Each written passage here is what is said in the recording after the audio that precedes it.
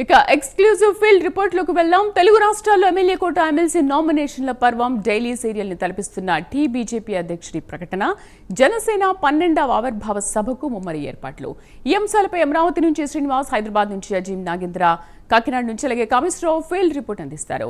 ముందుగా ఏపీలో 5 ఎమ్మెల్యే కోట ఎమ్మెల్సీ అభ్యర్థుల నామినేషన్స్ వేశారు. జనసేన అభ్యర్థిగా నాగబాబు ఇప్పటికే నామినేషన్ దాఖలు చేయగా, కూటమికి చెందిన మిగిలిన 4 అభ్యర్థులు కూడా ఇవాళ నామినేషన్లు వేశారు.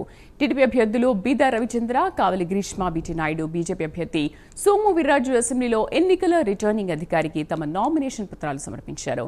మా కరెస్పాండెంట్ శ్రీనివాస్ పూర్తి సమాచారం అందిస్తారు. శ్రీనివాస్, ఎమ్మెల్యే కోట ఎమ్మెల్సీల పర్వం ఏ విధంగా కొనసాగుతోంది?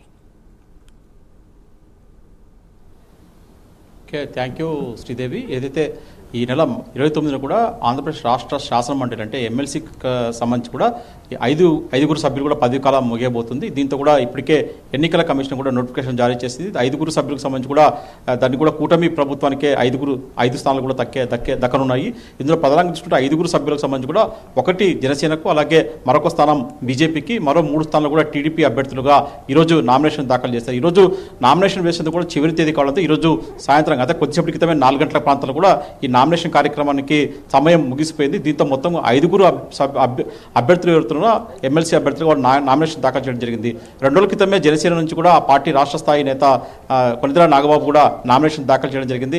ఈరోజు 3 టీడీపీ అభ్యర్థులు, అలాగే 1 బీజేపీ ఎమ్మెల్సీ అభ్యర్థులు కూడా ఈరోజు నామినేషన్ దాఖలు చేశారు. అయితే టీడీపీ నుంచి చూసుకుంటే ప్రధానంగా 3కి అవకాశం దక్కింది. టీడీపీ అధినేత సీఎం చంద్రబాబు నాయుడు అంటే పార్టీకి అంకిత భావం, చిత్తశుద్ధి అంటే వాళ్ళ సామాజిక కోణం కూడా ఆలోచించి ఇలా మొత్తం మీద అన్ని బేరీజ్ వేసుకొని కూడా 3కి అవకాశం ఇచ్చారు. దాదాపు చూసుకుంటే ఆ ఎమ్మెల్సీ పదవుల కోసం కూడా దాదాపు చాలామంది కూడా పోటీ పడ్డారు. సీనియర్ చెందిన మంత్రులు, మాజీ మంత్రులు, మాజీ ఎమ్మెల్యేలు, అలాగే టీడీపీ సీనియర్ నేతలు కూడా పెద్ద ఎత్తున కూడా పోటీ పడ్డారు. అయితే ఎంతమంది పోటీ పడ్డా 3ని అంటే సామాజిక పరంగా 2 బీసీ వర్గానికి చెందిన వాటిని, 1 ఎస్సీ వర్గానికి చెందిన వాటిని కూడా సీట్లు కేటాయిస్తూ కూడా చంద్రబాబు నాయుడు నిర్ణయిస్తున్నారు. దాంట్లో చూసుకుంటే ప్రధానంగా కావలి గ్రీష్మ, ఈమె రాజాం నియోజకవర్గం చెందిన టీడీపీ నేత. ఆమె ఉమ్మడి ఆంధ్రప్రదేశ్లో స్పీకర్గా పనిచేసిన ప్రతిభా భారతి కూతురు ఆమె. అంటే రాజకీయ నేపథ్యం నుండి వచ్చిన ఆమెనే ఈమె గ్రీష్మ. ఎందుకంటే ప్రతిభా భారతి చాలు కూడా మనకు ఉమ్మడి రాష్ట్రంలో కూడా ఆమె స్పీకర్గా పనిచేశారు. వివిధ టీడీపీలో కూడా పలు ఆమె ఎమ్మెల్యేగా కూడా కొనసాగారు. అయితే ప్రస్తుతం చూసుకుంటే ఆమె వారసురాలిగా గ్రీష్మకి ఇప్పుడు తెలుగుదేశం పార్టీ ఎమ్మెల్సీగా శాసనమండలిలో అడుగుపెట్టేందుకు కూడా అవకాశం ఇచ్చింది.